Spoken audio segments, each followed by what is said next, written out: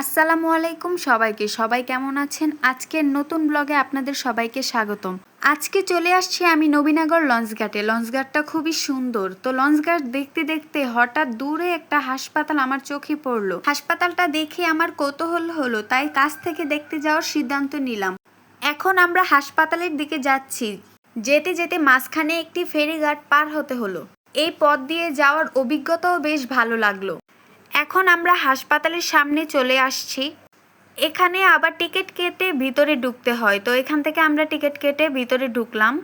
চারপাশটা খুবই সুন্দর ও পরিষ্কার, কিন্তু হাসপাতালটি পরিত্যক্ত অবস্থায় পড়ে আছে। মানুষদের মুখে শুনেছি এক সময় এখানে একটি দুঃখজনক ঘটনার পর হাসপাতালটি বন্ধ হয়ে যায়। মানুষ এখন এই হাসপাতালটিকে ভুতুড়ে হাসপাতাল নামেই চিনে। হাসপাতালের পাশে একটি রেস্টুরেন্ট ছিল, তো আমরা রেস্টুরেন্টের ভিতরে যাই। রেস্টুরেন্টের ভিতরে তেমন কোনো মানুষ নাই। রেস্টুরেন্টের ছাদে চলে যাচ্ছি। ছাদটাও সুন্দরভাবে সাজানো গুছানো রয়েছে।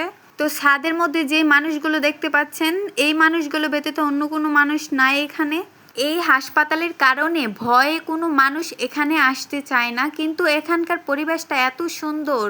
আপনারা তো দেখতেই পাচ্ছেন চারপাশে সবুজ গাছপালা আর কত সুন্দর পরিবেশ। আর আমি তো এখানে বারবার হাসপাতালটা ঘুরে ঘুরে দেখছিলাম। এত সুন্দর হাসপাতালটা কি না পরিত্যক্ত অবস্থায় পড়ে আছে। আমার তো ইচ্ছে করছিল আমি এখানে থেকে যাই, কিন্তু থাক, বেশি সাহস ভালো না।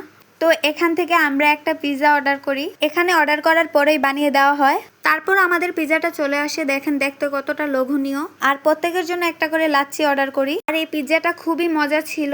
এরকম পরিবেশে যে এত মজাদার পিৎজা পাওয়া যায় তা কল্পনা করা যায় না।